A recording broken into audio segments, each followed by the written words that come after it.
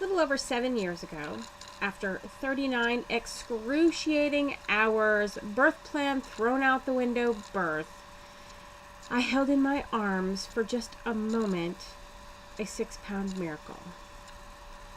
And then she was whisked off to the NICU for a week we thought was going to be 3 days. And then we got to take her home. You know, we were first-time parents, excited, enthusiastic, and scared as hell.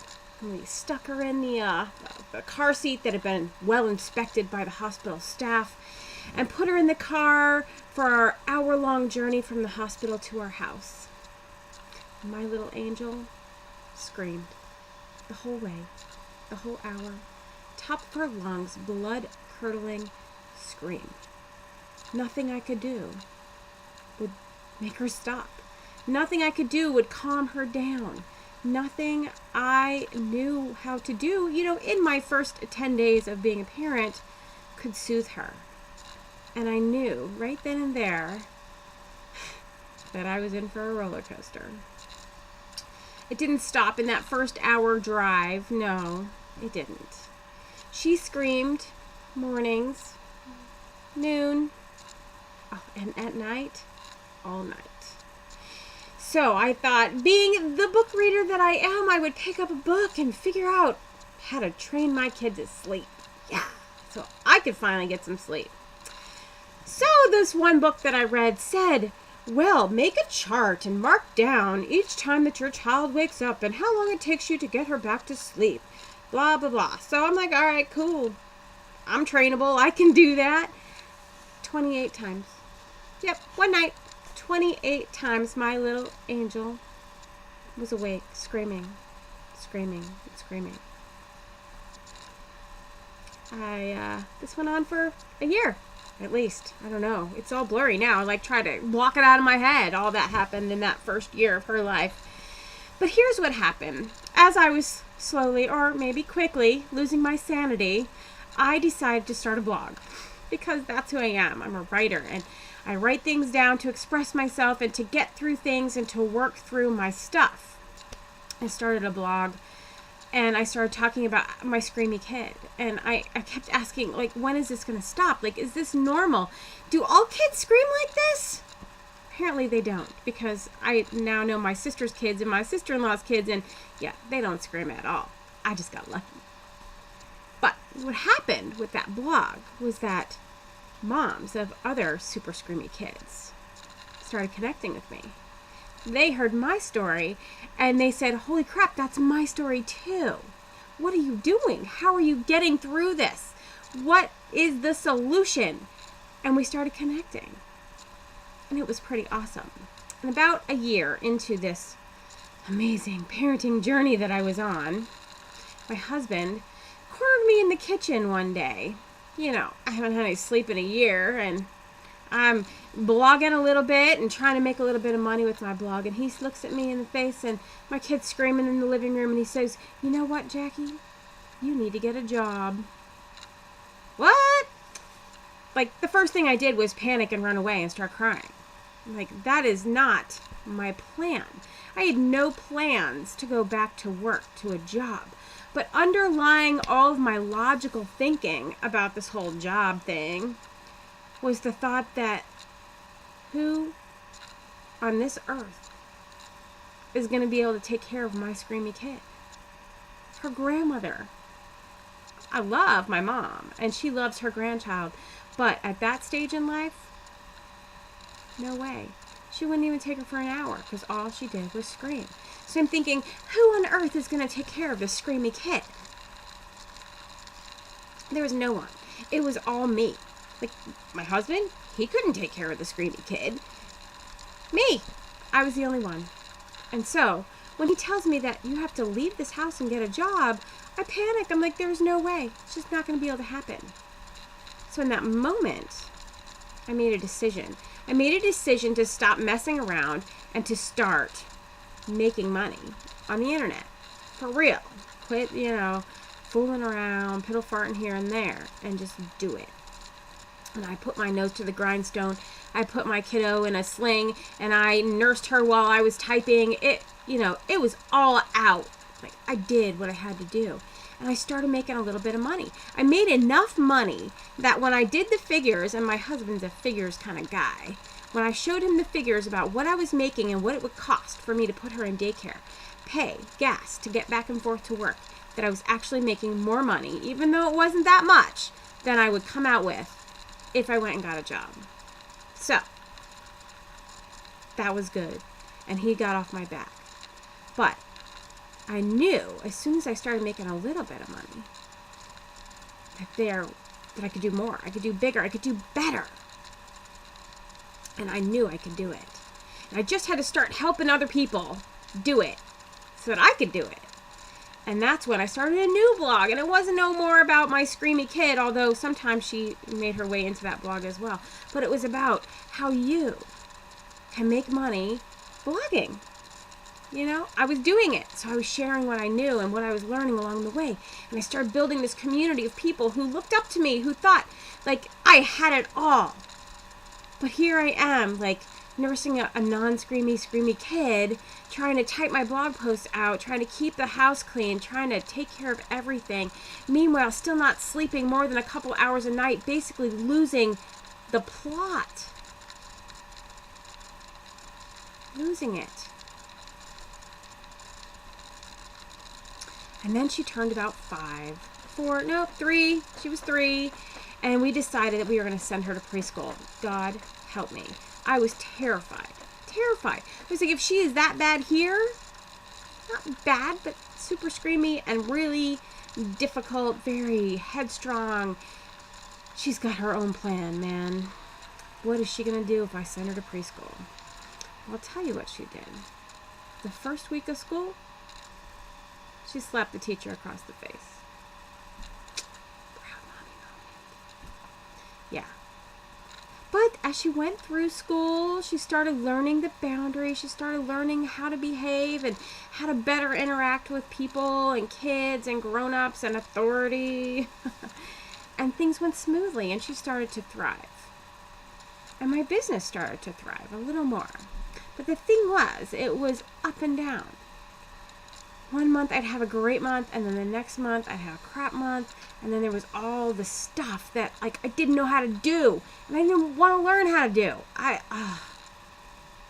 I'm really good, and always have been really good at the things that I'm good at and the things that I like to do. I will go to the ends of the earth to learn something if it's something that I like to do. If it's not, then forget it. I don't care. I don't want to know.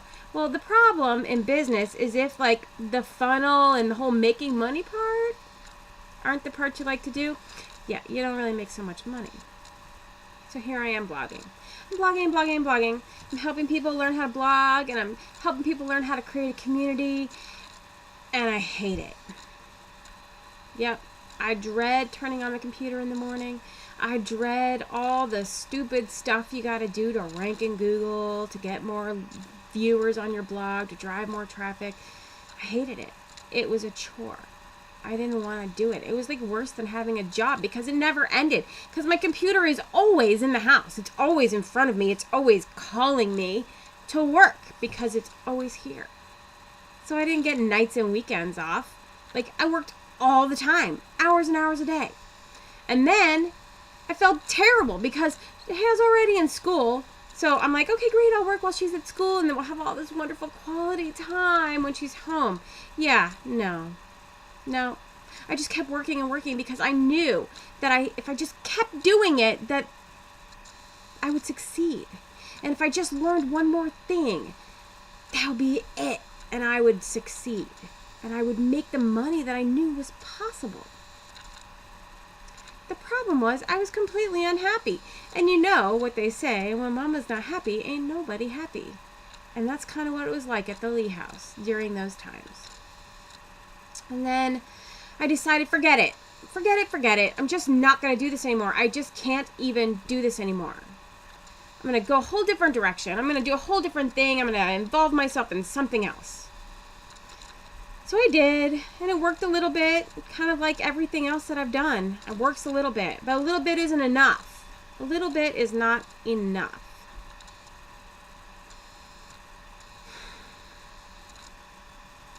So, about a year ago,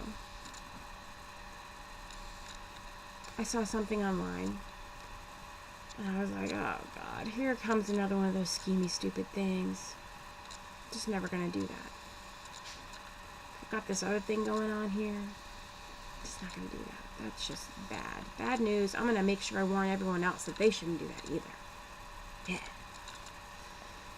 So, I went on, keeping on, getting on, doing what I had to do to get by. And then one day I was on Facebook, trying to get more leads for my business, trying to recruit new people from Facebook, trying to make new connections.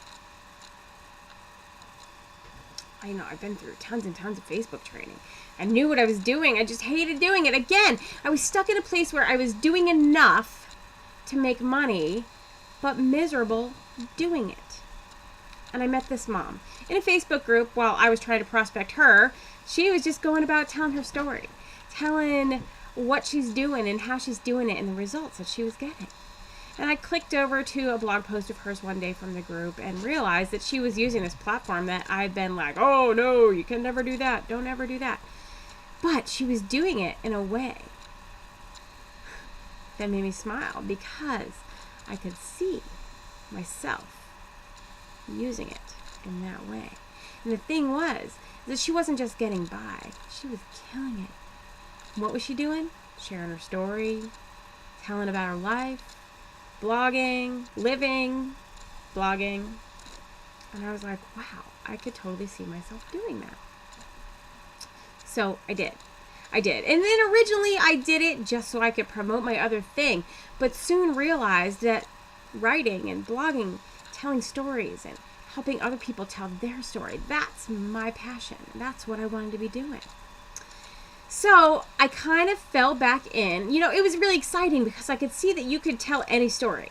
You could be whoever you want to be on this platform. And because of the way it's monetized, your story is what matters. And that you could tell your story and you finally have a way to make money just by being you and living your life and sharing your stories and your life. But I quickly found myself falling right back into the familiar, the blog about blogging. Yeah. It's easy because I've been doing it for a really long time and I know a lot of stuff about it that I can share and that it's easy. It's easy to do that. It was like the comfort zone for me. But here's the deal. Forever since I started blogging, I wanted to be a food blogger. I love to cook. I love to teach my kiddo to cook. I love to cook with her and I love to cook. But in the past, there was just really no way to make any money doing that, like real money. Yeah, you can make a couple $100 a year selling cookbooks off Amazon, but God, that's just not enough. So I didn't do it wholeheartedly at all because there just was no way to make money doing it. And then I realized we just launched the new platform and there was now more possibilities and more opportunities to just tell my story and live my love. And I decided that I was just going to start blogging passionately. I'm not going to give any more, well, I am still giving tips and tricks, but that was not going to be my focus. My focus was going to be to help others tell their story by telling mine. And that story, sometimes is about food, and sometimes it's about screamy kids, and sometimes it's about a little girl who decided she hated reading. Oh, which broke her mom's heart because she is a reader. She decided she hated reading. And so we went into second grade this year and she just wouldn't read. And she had a high goal for her reading expectations and she just wasn't doing it. We tweaked a couple things. And yesterday she brings home a chapter book and she says, "Look, Mom, I'm reading a chapter book about horses." This morning she got ready early so she could sit on the couch and have a few minutes to read. It's always just a couple little tweaks that change everything. And so I tweaked what I was doing and I started blogging passionately about what I love and sharing my stories and encouraging other people to share their stories because that is where the magic is. And the cool thing is that now There's not only a way to share your story, a platform that's easy as 2 clicks to share it, but it's completely built in for people to make money from their story. All those people who followed me a few years ago, that community that I created, where nobody was making more money because it was so hard to monetize what I was trying to tell people to do, to share your story. Those people now got it when I started sharing the message that it's your story that's important and you can share it and you have a way to monetize your story now. People got it and they came on board and now they're succeeding. The plan is working. People are sharing their stories and they are making money. And that's what it's about. About being able to live the life that you want right now. Share your story because your story matters. Your story is what connects you to other people who are going through the same thing, who are struggling with what you're struggling with or have struggled with. And when you make those connections, it's deep. And people get you. Those moms that I connected with when I was writing about the screamy baby, I'm still friends with them. I still get people from some of those blog posts way back then connect with me on Facebook. How did you get through it? Like, your life looks so good now. How did you get through those first 2 years when you had screamy baby? It's a huge connecting point. And when you're sharing your story, people connect with you. And that's what matters. So we've got the platform. And now I'm going to tell you, this is the story that changed everything for me. But you have to watch it on the next page. You've got to put your email address, the very best one, the one you use all the time, the one you actually checked, okay? Put that email address in the box next to this video, and you're going to hear a story. It's the story, the tweak that changed it all for me. And that if you will allow it, it'll change it all for you. All right, I'll see you on the next page. I can't wait to hear your story.